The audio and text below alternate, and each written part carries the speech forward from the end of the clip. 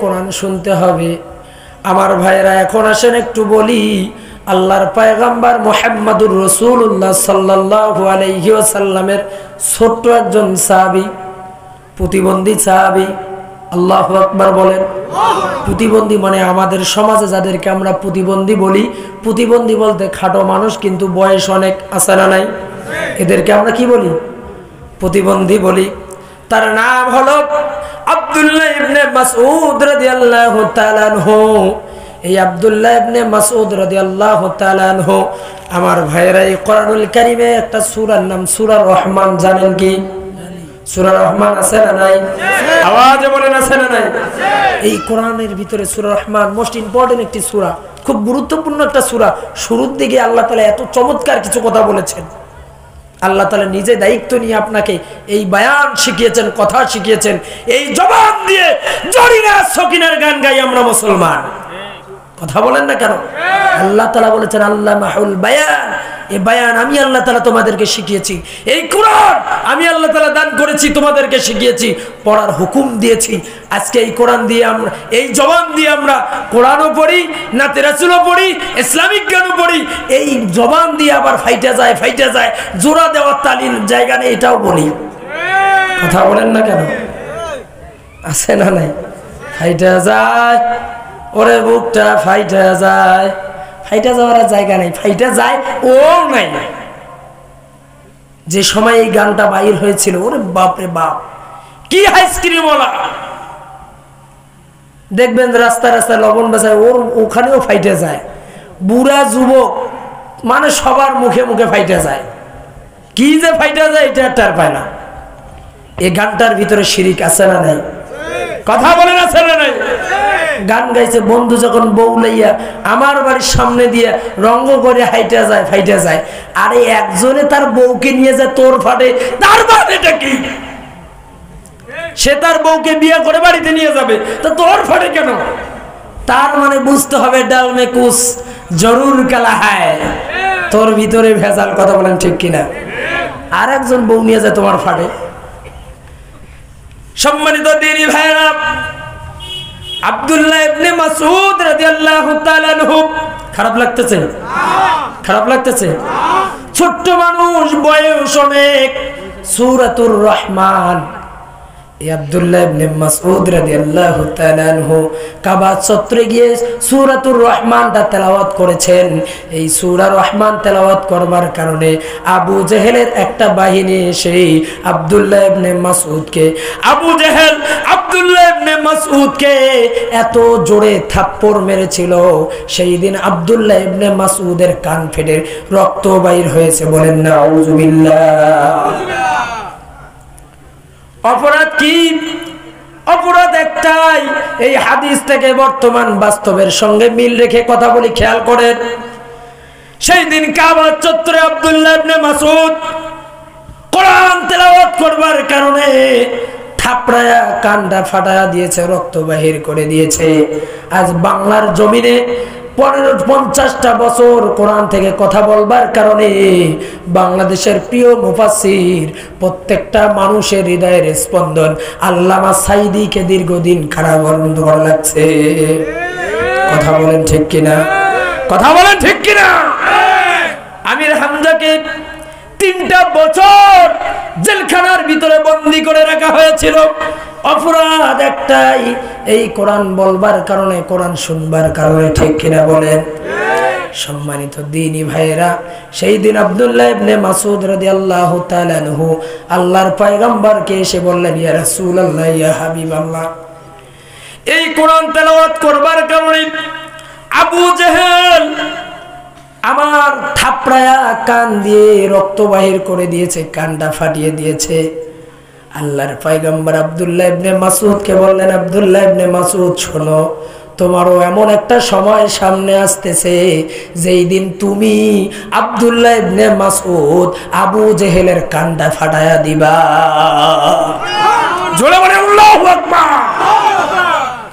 আব্দুল্লাহ ইবনে মাসউদকে বলল, অপেক্ষা করো, ধৈর্য ধারণ করো, সামনে সময় এমন আসতেছে তুমিও ওই আবু জেহেলের কানটা ফাটায়া দিবা। সেই দিন আবু জেহেলের কোনো বাহিনী দেশে থাকবে না। কথা বলেন না কেন? আমরাও বলে এসেছি আপনাদের দলগ্রামে যে জীবের হাট বাজারের পূর্ব দিকে, আমিও এই দিন বলেছিলাম, আমার ওয়াজ এখনো রেকর্ড আছে। আমি সেই দিন বলেছিলাম, মনে রাখবেন দলগ্রামের মুসলমান, সামনে এমন একটা সময় আসবে এর গোষ্ঠী বাংলার জমিনে থাকবে না। কথা বলেন ঠিক কিনা? আজকে খেয়াল করেন, 2 বছরের ব্যবধানে আওয়ামী লীগের গোষ্ঠী বাংলা ছাপ হয়ে গেছে। কথা বলেন ঠিক কিনা? এরাও যেমন ওই যে আব্দুল্লাহ ইবনে মাসউদকে আবু জেহেলের গোষ্ঠীরা যে থাপড়ায়া কান দিয়ে রক্ত বাহির করে দিয়েছে, আমরাও বলেছিলাম অপেক্ষায় আছি, অপেক্ষায় আছি। আল্লাহ তাআলা তার বাস্তব আমাদেরকে দেখাইলেন। অতএব ক্ষমতার বড়াই করা যাবে না। এ ভাই কথায় কান দেন, ক্ষমতার বড়াই করা যাবে? ক্ষমতার বড়াই করা যাবে না। হিংসা করা যাবে? হিংসা করা যাবে না। অহংকার করা যাবে? অহংকার করা যাবে না। আপনি কিসের অহংকার করেন? কিসের বসা? আপনি বড় বক্তা, আপনি এলাকার চেয়ারম্যান, আপনি এলাকার মেম্বার, আপনি প্রধানমন্ত্রী।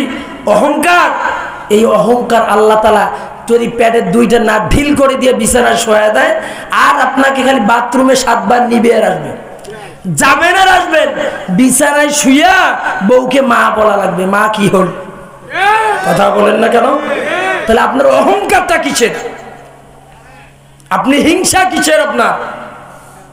এটার থেকে ফিরে আসতে হবে। যে ব্যক্তি অহংকার ত্যাগ করতে পারবে না, হিংসা ত্যাগ করতে পারবে না, এই মানুষটা আল্লাহর জান্নাতে যাবে না। আল্লাহর রাসূল বলেছেন হারাম তার জন্য জান্নাত। সম্মানিত দ্বীনি ভাইরা, এই কোরআন তেলাওয়াত করবার কারণে আব্দুল্লাহ ইবনে মাসউদের কানটা ফাটায় দিয়েছে। আব্দুল্লাহ ইবনে মাসউদ রাসূল সাল্লাল্লাহু আলাইহি ওয়াসাল্লামকে এসে বললেন, ইয়া রাসূলুল্লাহ, ইয়া হাবিবাল্লাহ, আমার কান দিয়ে রক্ত বাইর হচ্ছে। আল্লাহর পয়গম্বর বললেন, আব্দুল্লাহ অপেক্ষা করো, অপেক্ষা করো, এমন একটা সময় আসবে যেই দিন তুমি আবু জাহেলের কানটা ফাটায় দিবে, কিচ্ছু করতে পারবে না। সময় চলে এসেছে। সম্মানিত দ্বীনি ভাইরা, বুঝে থাকলে বলেন, ইসলামের প্রথম যুদ্ধটা তার নাম কি? কিসের যুদ্ধ? মনে নাই? এই স্কুলের ভাইরা, আপনাদেরকে ইতিহাস পড়ানো হয়নি? বদরের যুদ্ধের ইতিহাস পড়েন নাই? পড়েছেন? আল্লাহর পয়গম্বর হিজরত করে মদিনায় চলে গেলেন, আবু জেহেলের সঙ্গে যুদ্ধ। এই যুদ্ধে আল্লাহর রাসূলের ছোট্ট ছোট্ট 2টা সাহাবী, সময় লম্বা হয়ে যাচ্ছে, আমি কি বলবো? কিছুক্ষণ বলি নাকি? কিছুক্ষণ বলবো? আজকে তো আমরা একটা বিক্ষোভ মিছিল দেখলে ভয় পেয়ে বাড়িতে এসে বসে থাকি, বাবা ওটি যাওয়া যাবে না। কি বা হয়? এ ভাই, দুনিয়া কয়দিনের?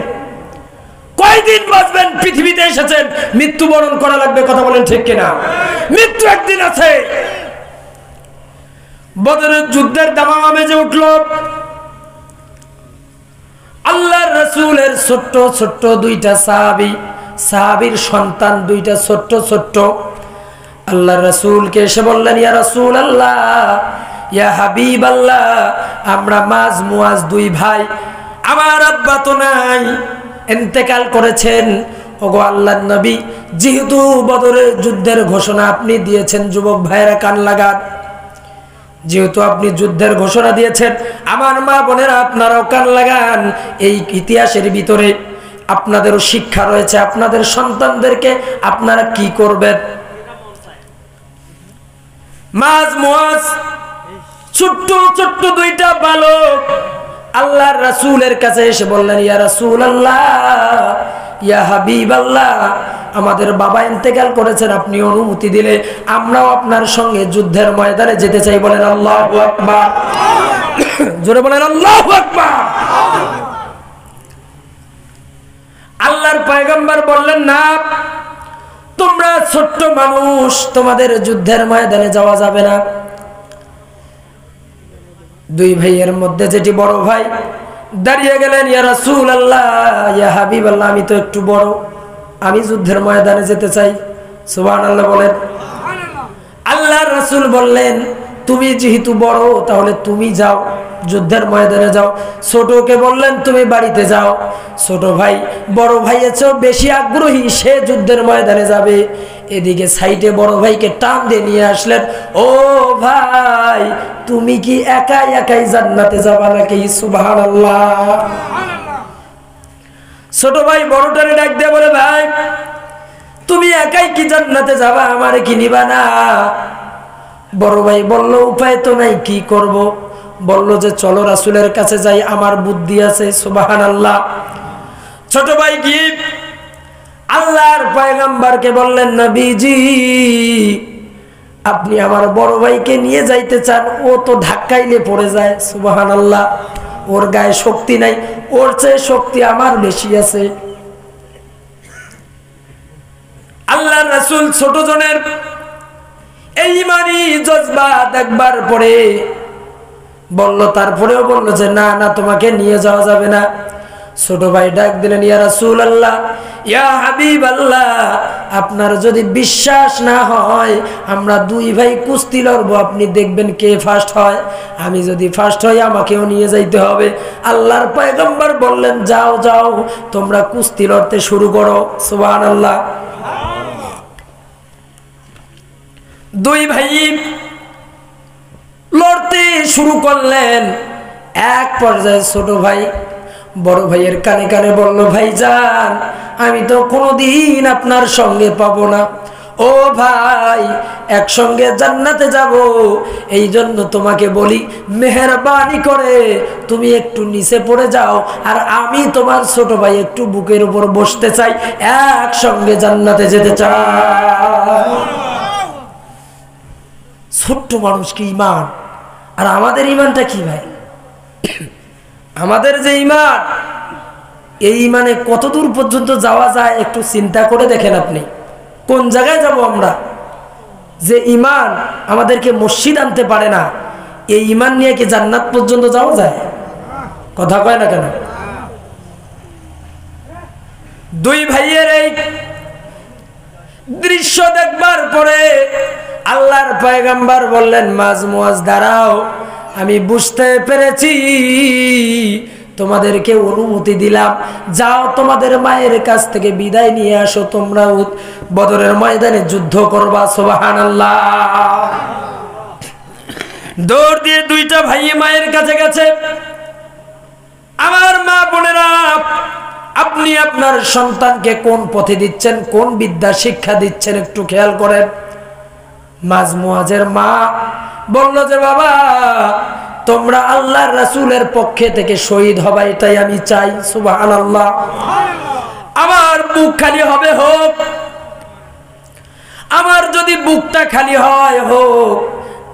দুনিয়াতে যদি সন্তান না থাকে কোনো অসুবিধা নাই, অন্তত কিয়ামতের ময়দানে আল্লাহর সামনে দাঁড়িয়ে যেন এই কথাটা বলতে পারি, আল্লাহ ওই বদরের প্রান্তরে গিয়ে আমার দুইটা সন্তান শহীদ হয়েছে, আমি শহীদের মা। চিন্তা।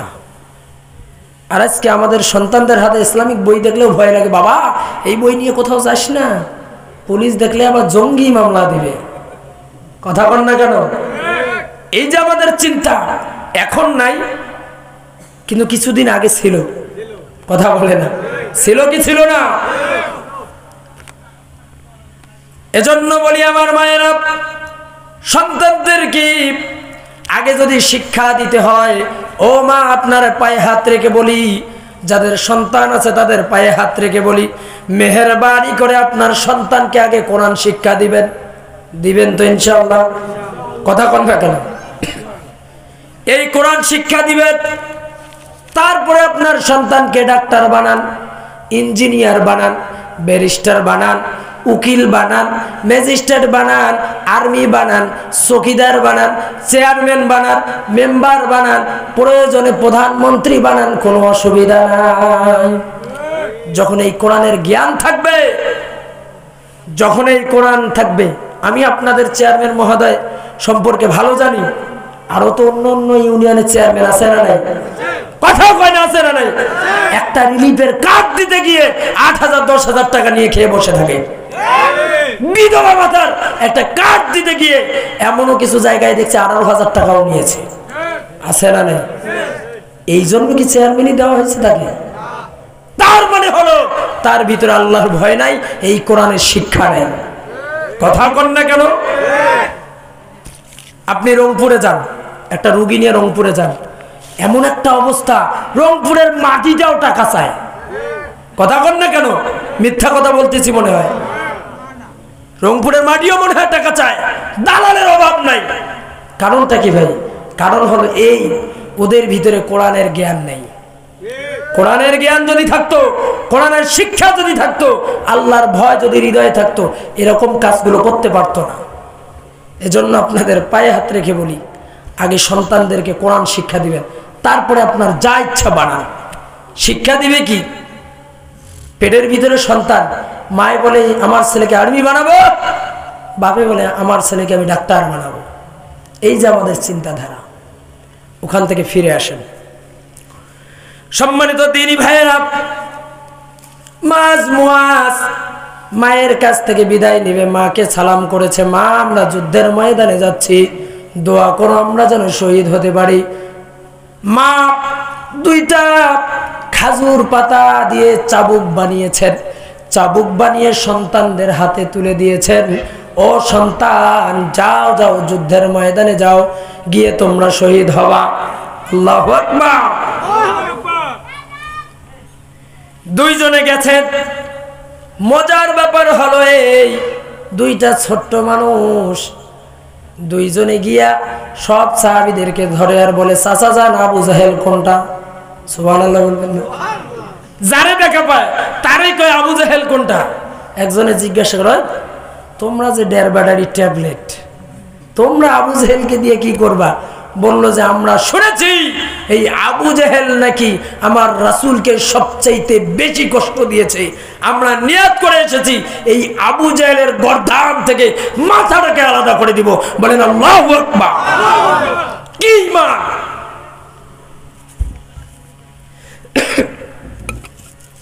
দুইটা ভাই সামনের দিকে এগোচ্ছে, এক পর্যায়ে একজন দেখা দিল, ওই যে দেখা যায় উপরে বসে আছে ওইটাই আবু জাহেল, তাই নাকি? হ্যাঁ।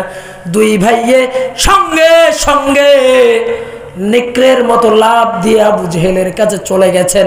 যাওয়ার পরে আবু জাহেল যে উষ্টি বা ঘোড়ার উপরে ছিল, চাবুক যখনই মেরেছে সঙ্গে সঙ্গে ওই উষ্টিটা বা ঘোড়াটা পড়ে গেছে, আবু জাহেল জমিনের মধ্যে পড়ে গেছে। বলেন আল্লাহু আকবার। জোরে বলেন আল্লাহু আকবার। দুই ভাইয়ে মিলে এই আবু জাহেলকে চাবুক মারতেছিল, মারতে মারতে এক পর্যায়ে আবু জাহেল জমিনের মধ্যে পড়ে গেছে। আল্লাহু আকবার। বড় ভাই মাছ এই আবু জাহেলকে যখন আঘাত করতে গেছে, আবু জাহেলের একটা বেটা ছিল, আবু জাহেলের ওই সন্তান এসে মাঝের এই জায়গার মধ্যে তরবারি দিয়ে আঘাত করবার কারণে, তরবারি খানের আঘাত করবার কারণে সঙ্গে সঙ্গে হাতটা আলাদা হয়ে গেছে। বলেন আল্লাহু আকবার। হাতটা আলাদা হয়ে গেছে, একটু চামড়ার সঙ্গে লেগেছিল, হাতটা নরদ বরদ এরকম করতেছিল, নাড়ানাড়ি করতেছিল।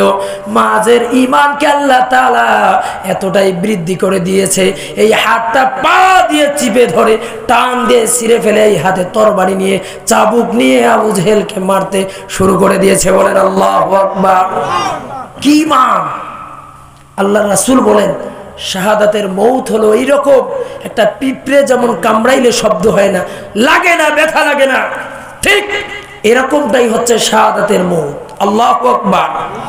আল্লাহ তাআলা যেন আমাদেরকে শাহাদাতের মৌত দান করে। বলেন আমিন। জোরে বলেন আমিন। সম্মানিত দ্বীনি ভাইরা, যখন আবু জাহেল জমিনের মধ্যে পড়ে গেছে, কোথা থেকে জানি আব্দুল্লাহ ইবনে মাসউদ রাদিয়াল্লাহু তাআলা আনহু চলে এসেছে। মনে আছে আপনাদের?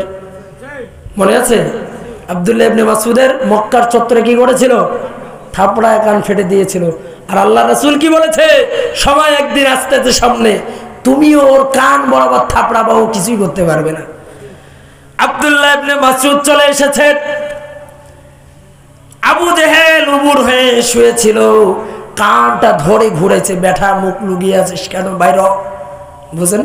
এইদিকে পড়েছিল, কান ধরে ঘুরেছে এদিক হয়ে বুকের উপরে বসিয়া কান বরাবর থাপ্পড় লাগায় দিয়েছে। আল্লাহু আকবার। তখন আবু জেহেলের রুহুটা ভিতরে ছিল, একটু একটু বুঝে। আব্দুল্লাহ ইবনে মাসউদ বলল, আবু জেহেল তোরে শেষবারের মতো বলি, কানের মধ্যে থাপড়াচ্ছে আর বলতেছে এখনো সময় আছে কালিমা পড়। সুবহানাল্লাহ, এখনো সময় আছে কালিমা পড়। আবু জেহেল কথা বলতে পারে না, কথা বলতে না পারলেও কি হবে, মাথায় এরকম করে, যারা শয়তান ও শয়তানি মরার সময়ও থাকে। কথা বল না কেন? কথা বলতেছে না অথচ মুখ দিয়ে এরকম লাগাইছে, তার মানে কালিমা হয় পড়বে না। আমি একটা মানুষের মৃত্যু দেখেছি হারিশহর দাখিল মাদ্রাসায় পড়ছিলাম আমি, একটা মানুষের মৌত দেখছি। মরার সময় আমি পাশে মসজিদে জুমা পড়াইতাম, তা মরার আগ দিয়ে অনেকেই আছে, হুজুর কালিমাটা পড়ে দেন, তওবা পড়ান, আছে না নাই? তওবা পড়ান, কালিমা পড়ান। তা আমিও গেছি, ছোট মানুষ তখন দাখিলে পড়ি, গেছি। যাওয়ার পরে পাশের অনেক হুজুররাই বলতেছে পড়েন লা ইলাহা ইল্লাল্লাহু মুহাম্মাদুর রাসূলুল্লাহ, কাউ কাছে আস্তাগফিরুল্লাহ আস্তাগফিরুল্লাহ আস্তাগফিরুল্লাহ, ওর মুখ দিয়ে একটাও বাইর হয় না। আমি একটু সামনে গেলাম, যাওয়ার পরে দেখলাম ওর ছেলেটাও বলতেছে আব্বা হুজুররা কি বলতেছে একটু পড়ো না। ও বলতে পারে না, মুখ দিয়ে কথা আসে না, এইভাবে দেখাই দিচ্ছে। বুঝতে পারছে? বোঝেন নাই? এইভাবে দেখাই দিচ্ছে, ওর মুখ দিয়ে কথা আসে না, কিন্তু ঠিকই এই জায়গায় দেখাই দিচ্ছে। এটা কি খৈনি? তার মানে হলো শয়তান শয়তানই থাকবে, ওটা ভালো হওয়ার রাস্তা নাই। আবু জেহেল মাথা যখন নাড়ায়, আব্দুল্লাহ ইবনে মাসউদ রাদিয়াল্লাহু তাআলা আনহু আল্লাহর রাসূলের কাছে গেলেন। আল্লাহ রাসূলকে বলেন, ইয়া রাসূলুল্লাহ, ইয়া হাবিবাল্লাহ, আমি কিন্তু ওই আবু জেহেলের কান বরাবর থাপড়ায়া একটা দাওয়াত দিয়ে এসেছি। ও আল্লাহর পয়গম্বর, আবু জেহেল আপনার এই দাওয়াত গ্রহণ করে নাই। আবু জেহেল কি আল্লাহর রাসূল বললেন, যাও আর একবার চেষ্টা করে দেখো। সুবহানাল্লাহ বলেন। আর একবার যাও, যা চেষ্টা করে দেখো, যদি কালিমাটা পড়ে। আবার এসেছে হাদিস শরীফের ভিতরে এসেছে, এই আব্দুল্লাহ ইবনে মাসউদ রাদিয়াল্লাহু তাআলা আনহু আবু জেহেলের বুকের উপর বসে তিনবার এসে তাকে বলেছে, আবু জেহেল কালিমা পড়ো, কিন্তু কালিমা পড়ে নাই। তার কারণটা হলো এই, আল্লাহর রাসূল সাল্লাল্লাহু আলাইহি ওয়াসাল্লাম আল্লাহর কাছে দোয়া করেছিলেন, রব্বে কারীম, বর্তমান সময়ে দুইজন উমর আছে। কয়জন? আওয়াজে বলেন। একজন হলো হযরতে ওমর ইবনুল খাত্তাব রাদিয়াল্লাহু তাআলা আনহু, আর একজন হচ্ছে এই আবু জেহেল। আল্লাহর কাছে দোয়া করেছিলেন, রব্বে কারীম, এই দুইজন উমরের মধ্যে একজন উমরকে আমার কাছে দান করো। আল্লাহ তাআলা হযরতে ওমর ইবনুল খাত্তাবকে আল্লাহর রাসূলের কাছে পাঠিয়েছেন। বলেন সুবহানাল্লাহ। তাহলে ইমানদার কাকে বলে? আপনারা বিরক্ত হচ্ছেন? বিরক্ত হচ্ছেন? শেষ করে দিব। এখন আসেন, তাহলে এক নাম্বার কথা, শক্তিশালী হতে হবে, ইমান মজবুত হতে হবে। এক নাম্বার কথা, চূড়ান্ত কথা, ইমান মজবুত হতে হবে। এক নাম্বার। আরো লম্বা ঘটনা ছিল, ওইদিকে যাব না, যেহেতু সময় খুব কম পাবো, রাত অনেক হয়ে যাচ্ছে। সম্মানিত দ্বীনি ভাইরা, দুই নাম্বার যে আমলটা আল্লাহ পাক রব্বুল আলামিন বলেন, ওয়া আমিলুস সালিহাত,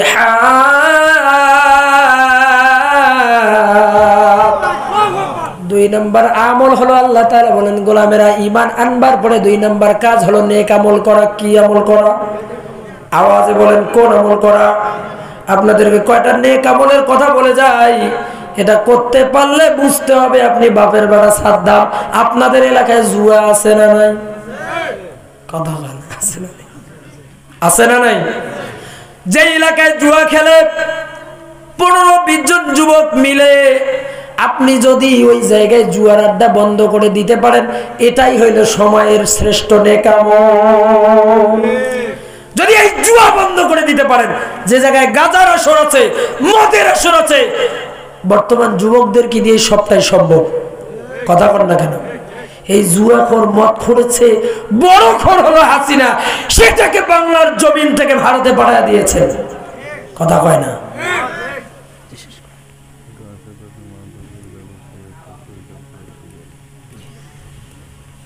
তাহলে এটা পারবেন কি না?